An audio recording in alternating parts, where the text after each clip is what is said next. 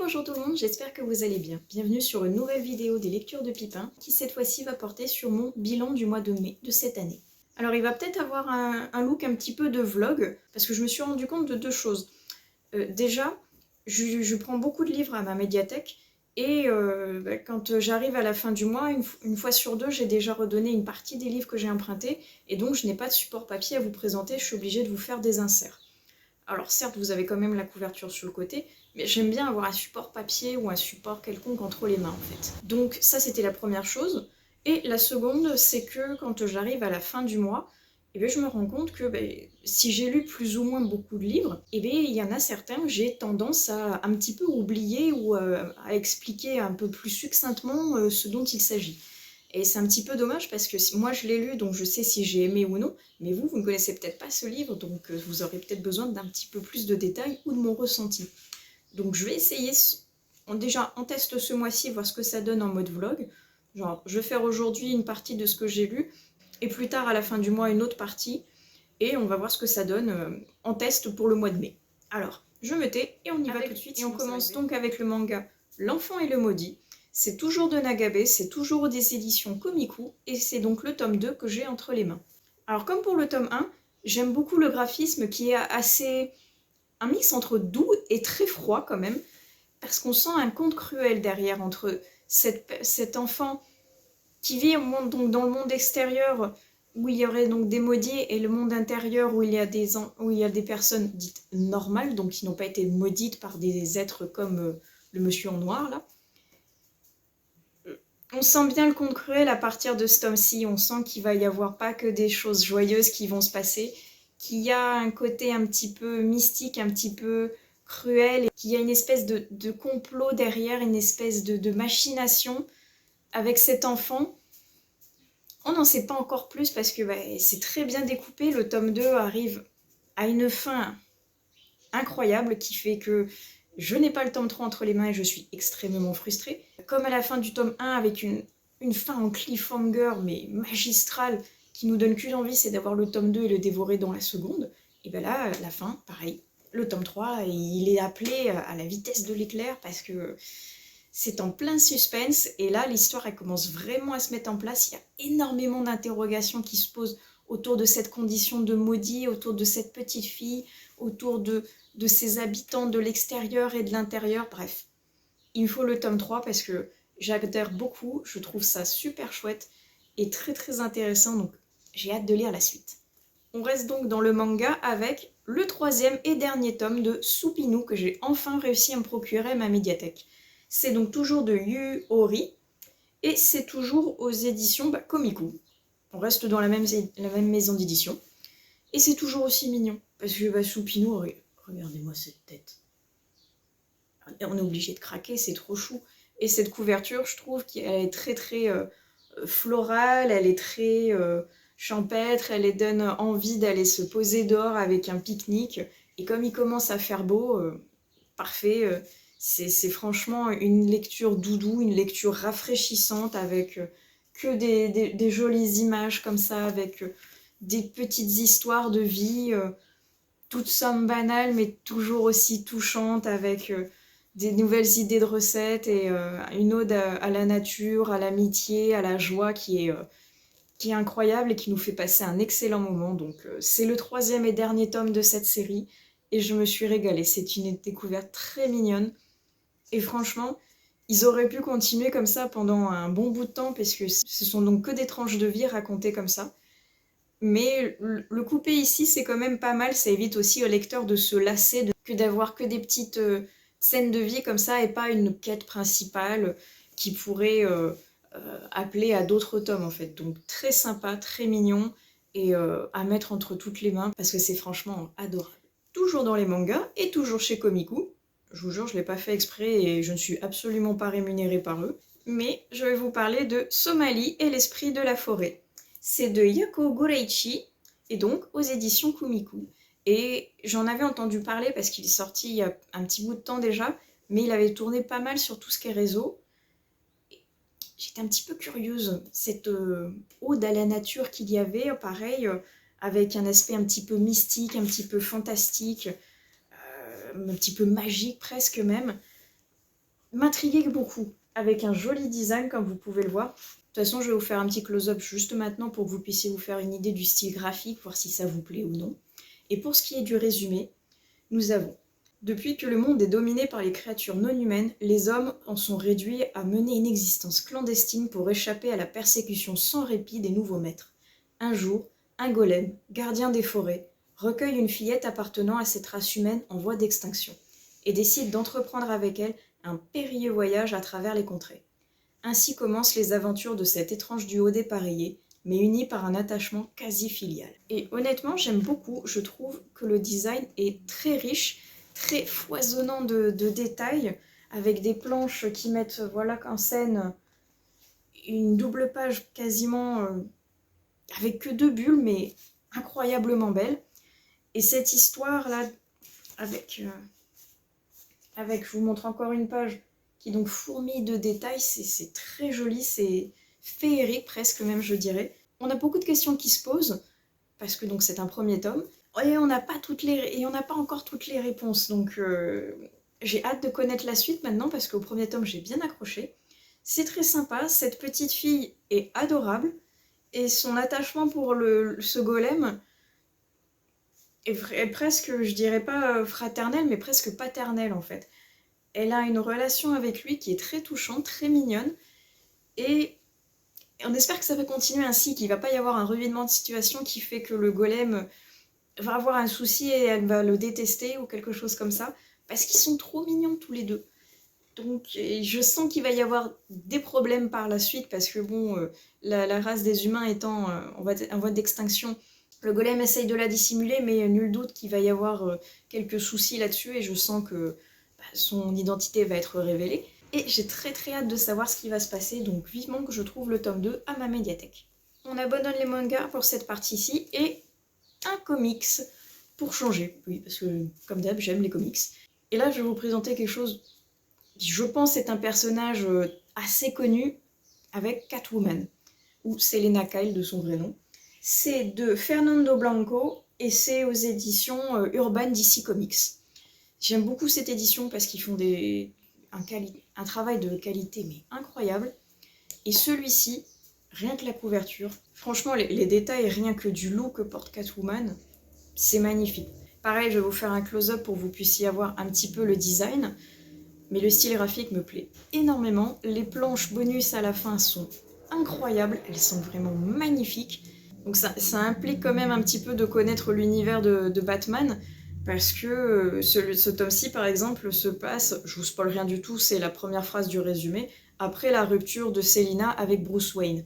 Donc Selina n'est pas très très en forme, elle est retournée dans sa ville natale, parce qu'il y aurait des imitatrices qui donc imitent son style, et se permettent de faire à droite à gauche des cambriolages en son nom, ce qui lui donne une réputation peu enviable, et vont lui créer des soucis par la suite. Notamment attirer ne serait-ce que l'attention de la police, et d'un méchant pas très sympathique qui s'intéresse beaucoup trop à elle. Et moi j'ai beaucoup aimé.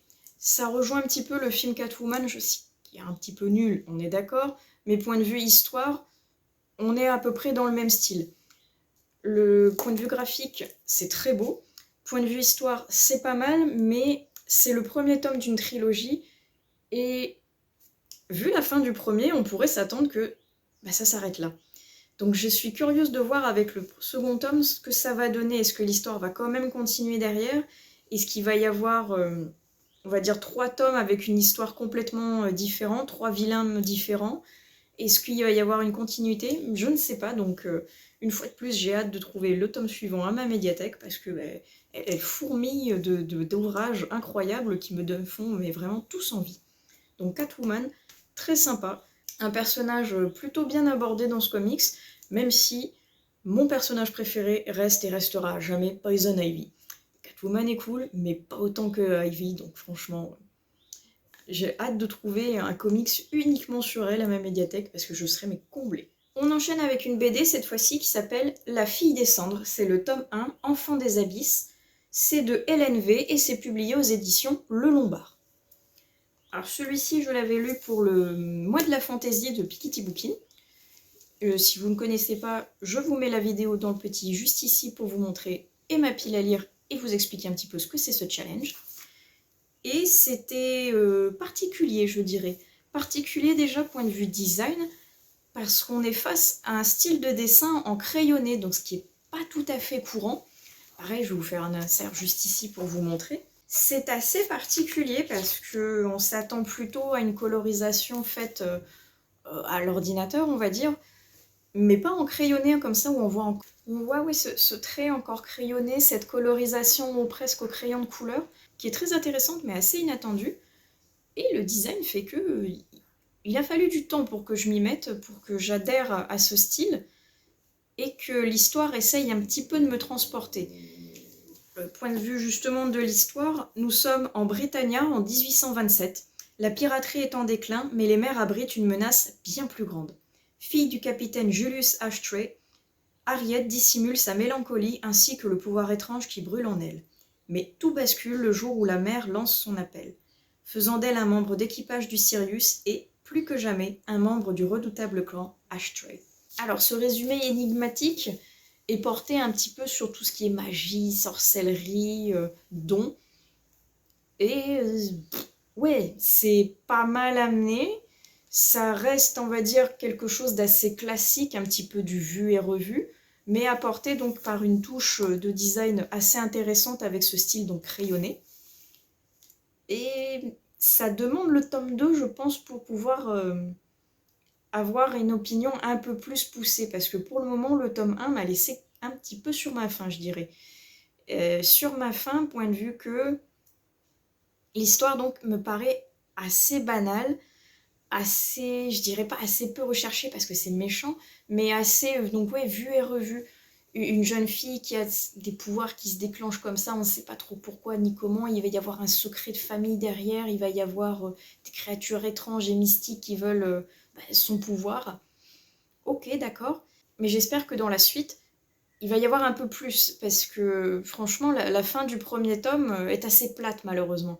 L'histoire est assez calme, ça manque de punch, voilà, ça manque d'action, ça manque d'un petit quelque chose de justement ce côté mystique, ce côté qui ferait peur, qui ferait en fait qu'elle a un ennemi assez puissant pour que les personnages le craignent.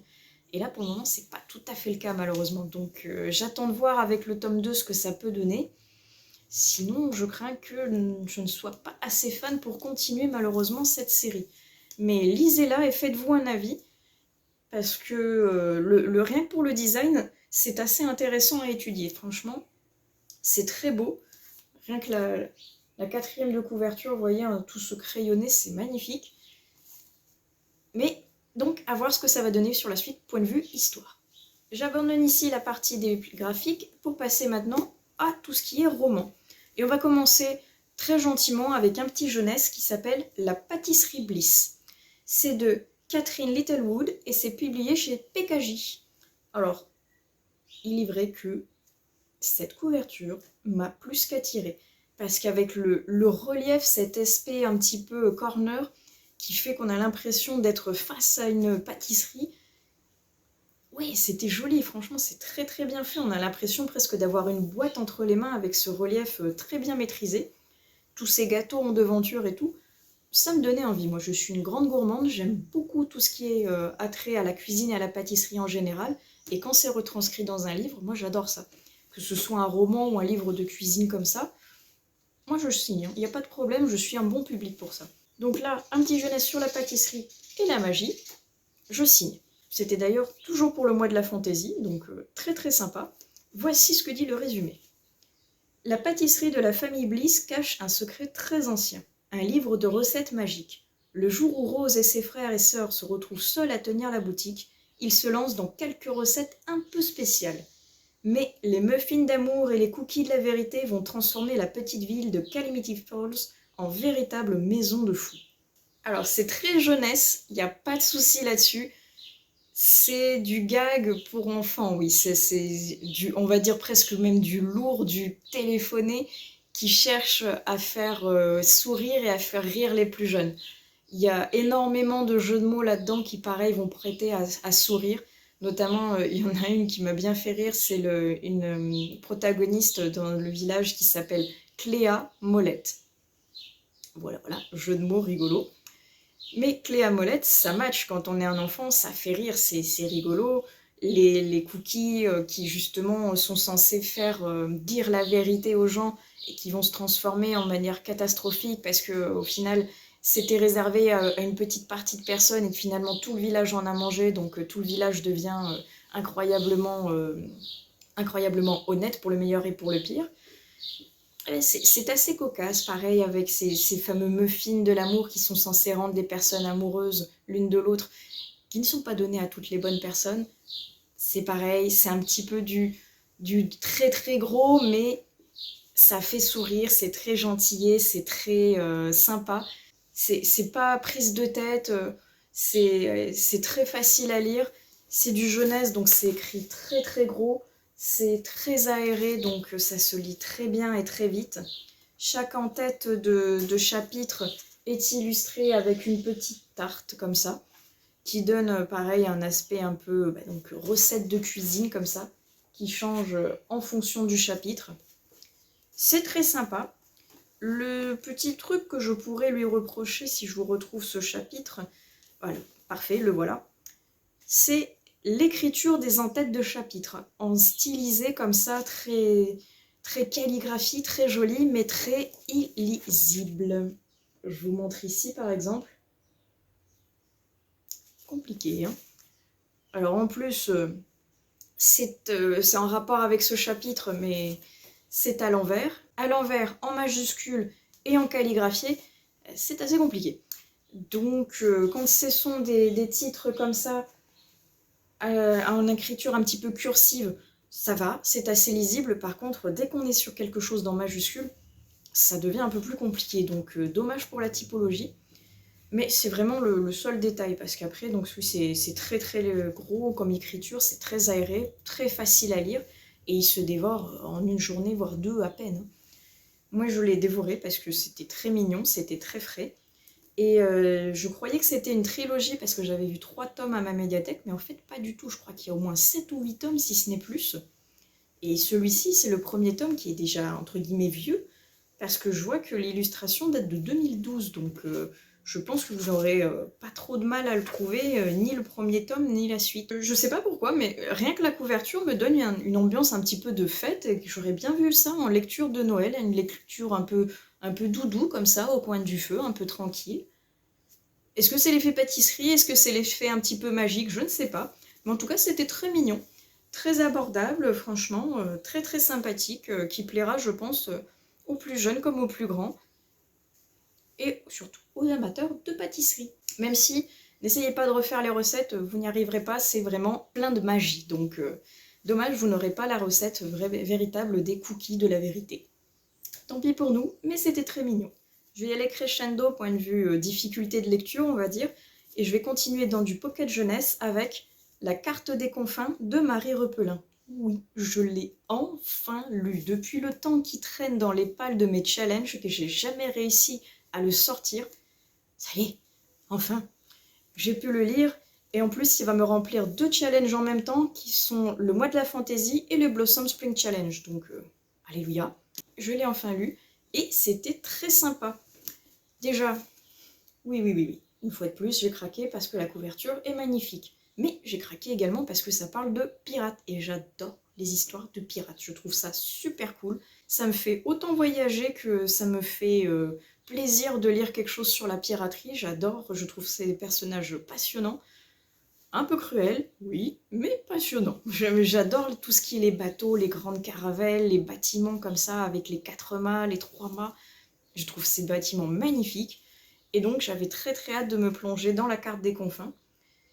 Parce qu'en plus le tome 2 est sorti au mois de mai, donc j'avais très très envie de lire le premier tome, voir si j'accrochais pour pouvoir acheter la suite ensuite. Et donc, pour ce qui est du résumé, Kali, une voleuse hors pair, est parvenue à s'emparer d'un compas marin enchanté. L'instrument permettrait de trouver la mystérieuse carte des confins, un monde au-delà du nôtre dont personne n'est jamais revenu. Explorer les confins, c'est la certitude d'entrer dans la légende et le désir le plus cher de Blake Jackson, jeune capitaine de l'Avalon, le bateau pirate le plus redouté des mers. Prêt à tout pour obtenir ce qu'il veut, Blake va convaincre Kali de l'aider dans sa quête. Devenu compagnon de route, le pirate et la voleuse s'apprivoisent et se dévoilent peu à peu. mais le lourd secret que cache Kali pourrait bien ruiner le seul espoir de mettre la main sur la fameuse carte et bouleverser à jamais leur existence. J'ai beaucoup aimé, point de vue, c'est très aventure et c'est très jeunesse, justement. Ça se lit donc très facilement. Il n'y a pas de scène, on va dire, trop moche, trop violente, trop gore qu'on pourrait s'imaginer parce qu'on va parler de pirates. Un pirate étant quand même de base un petit peu sanguinaire, il y a certains pirates qui sont quand même connus plus pour leur cruauté que pour leur fait de navigation. Et si ça vous fait peur là-dedans, n'ayez donc aucune crainte, il n'y a pas quelque chose de très gore, de très violent. C'est ce qui est un petit peu péché de mon côté parce que moi j'adore les pirates et j'ai pas retrouvé le côté piraterie méchant là-dedans. Alors oui, c'est du côté un peu jeunesse, c'est beaucoup plus axé romance que piraterie. Et mais ça me manque ça. Moi, je voulais lire du pirate. Alors on en a du pirate, mais on a du pirate avec une énorme influence pirate des Caraïbes. Rien que le compas qui nous permet de chercher ce que l'on désire le plus, je pense que ça tilte à la tête de tout le monde. On voit d'où ça vient. Le nom Blake Jackson, qui n'est pas sans rappeler un certain Jack Sparrow. Oui, on sent l'influence derrière, on sent qu'il y a le comique de situation qu'il y a sur le bateau avec le Black Pearl, avec Jack qui envoie des boutades à droite à gauche. On sent cette influence derrière qui est très présente dans le livre, qui n'est pas dérangeante en soi parce que comme c'est axé jeunesse, Pirates des Caraïbes l'étant aussi, je pense que le public qui est fan de cette série de Pirates des Caraïbes va retrouver tout ce qu'il recherche dans la carte des confins. Moi, ce qui m'a manqué un petit peu, c'est ce côté aventure et ce côté pirate un petit peu sanguinaire. Et après, peut-être parce que je cherchais quelque chose... Je savais pas trop à quoi m'attendre, en fait. Je m'attendais à un côté un peu jeunesse, mais je m'attendais à un pirate un peu plus méchant, tout bêtement. Alors, Blake et Kali sont super intéressants. Je les aime beaucoup, c'est des personnages qui sont plutôt bien recherchés.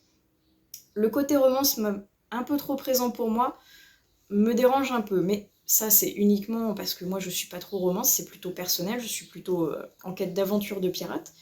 Mais la fin est intéressante et c'est vrai, appelle à avoir le tome 2 entre les mains pour avoir toutes les réponses avec les tenants et aboutissants, parce que on est un bon cliffhanger, Marie Repelin est très douée pour ça. C'est son premier roman, mais elle a vraiment tout compris. Où est-ce qu'il faut mettre l'action, où est-ce qu'il faut mettre les phases un peu plus calmes, et surtout, où est-ce qu'il faut terminer son roman pour attirer le lectorat et qui se dit « Ah là là, il va falloir le tome 2 parce qu'il y a trop de questions sans réponse ». Elle a très très bien joué son coup, nul doute que quand on termine la carte des confins, on a envie de connaître la suite. C'est mon cas, j'ai envie de connaître la suite, et j'espère qu'il sera un petit peu plus dark parce que...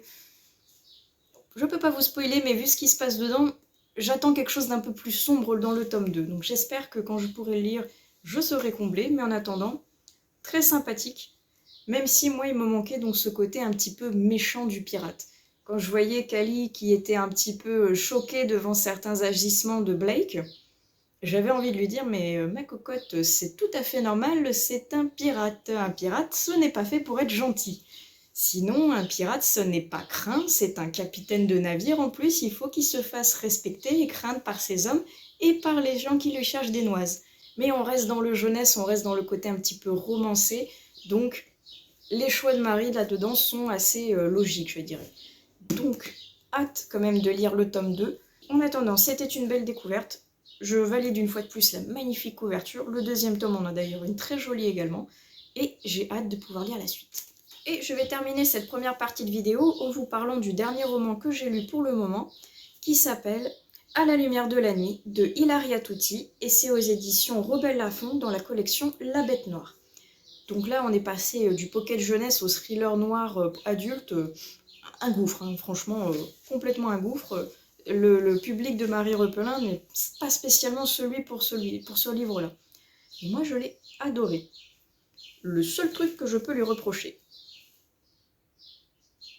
vous voyez la couverture, vous voyez la tranche. La quatrième, est-ce que vous voyez que c'est un tome 3? Non, pourtant c'est le cas. C'est marqué nulle part. Je me suis fait piéger, je n'ai pas lu les 2 autres tomes. Je ne connaissais pas Ilaria Tuti. Ce n'est que en ouvrant le livre et en regardant des notes sur l'autrice où il y a marqué « Ilaria Tutti, le best-seller depuis sa sortie en Italie, sa série policière mettant en scène le commissaire Teresa Battaglia, dont le premier volet s'intitule Sur le toit de l'enfer. Comment dire, ce serait pas une information intéressante à mettre en 4e de couverture, ça? Parce que les gens comme moi qui ne connaissent pas Ilaria Tutti, à aucun moment ils vont savoir que c'est le 3e tome. Hein. Donc, dommage.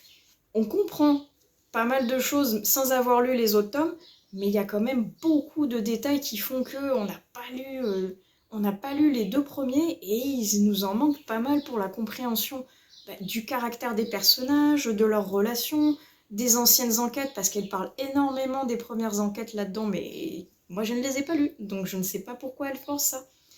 C'est assez frustrant. Donc maintenant, j'ai qu'une envie, bien sûr, c'est de lire les 2 autres tomes pour comprendre vraiment tout ce qui s'est passé dans celui-ci. Mais en soi, on va dire, en tant que livre tout seul, il est très bien. La plume est d'une beauté incroyable. Mais avant de vous parler de la plume, tout de suite, un petit résumé. Atteinte d'une maladie rare et condamnée à l'obscurité, Chiara, 8 ans, fait des rêves aussi étranges qu'effrayants. Dans la forêt qui jouxte sa maison, elle voit un arbre couvert de mystérieuses inscriptions au pied duquel repose un cœur d'enfant. Chiara est convaincue que son rêve fait écho à des événements réels. Terrifiée, ses parents contactent la police, lançant la commissaire Battaglia sur les traces d'un passé tourmenté. Dans cette région d'Italie où la terre est brûlante, seuls peuvent enquêter ceux qui survivent à la lumière de la nuit.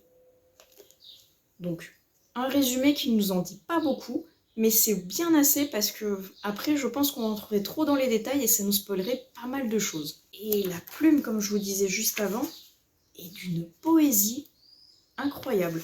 Honnêtement, n'ayant pas lu les 2 autres, je ne savais pas du tout à quoi m'attendre.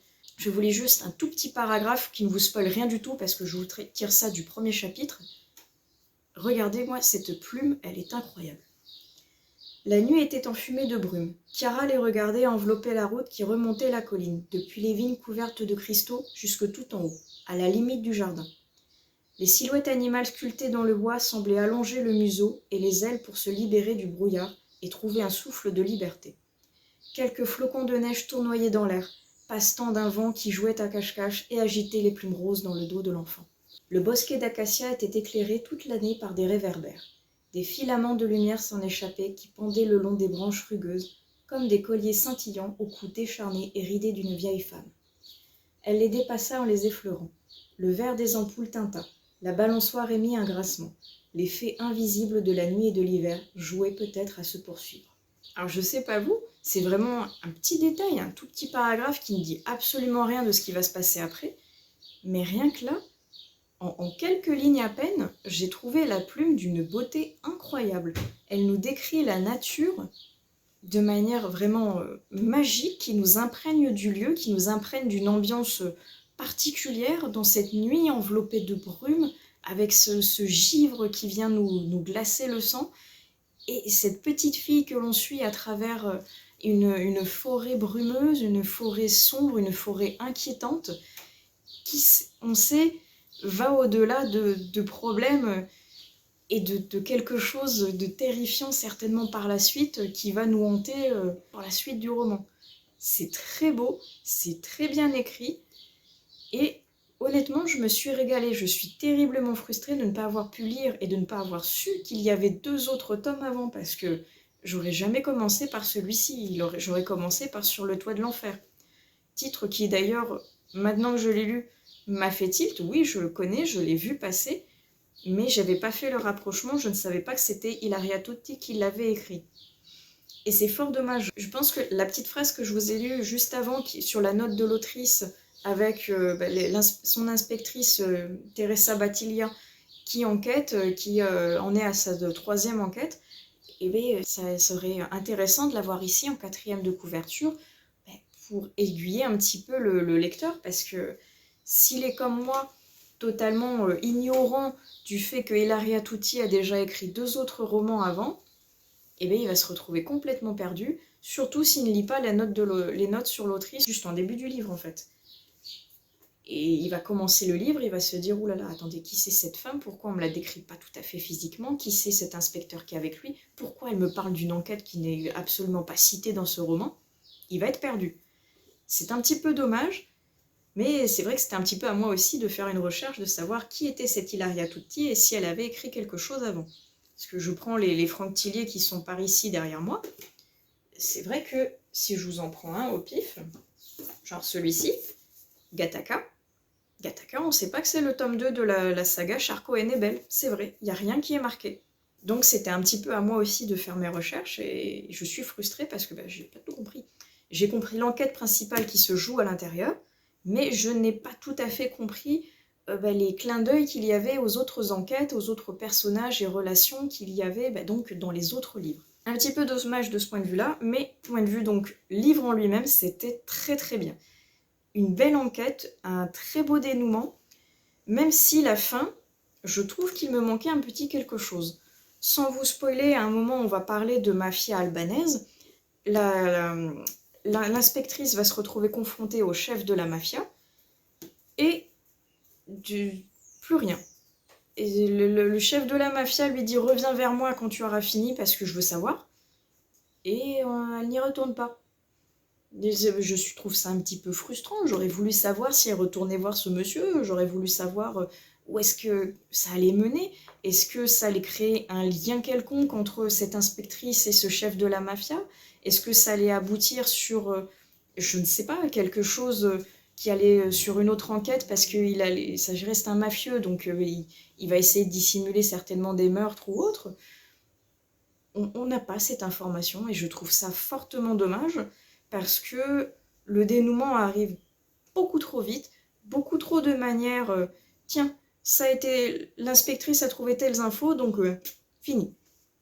Un petit peu dommage, oui, parce que il y avait matière à écrire encore quelques chapitres en plus, je pense, pour un petit peu appuyer le dénouement avec un peu plus d'informations, d'explications et de matière à décrire ça de manière un petit peu plus détaillée.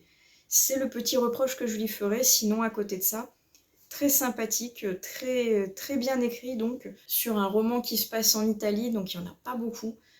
Et elle a été décrite comme la Donato Carizzi au féminin, donc je suis archi fan de Donato Carizzi, ça se voit derrière moi, j'ai ses romans.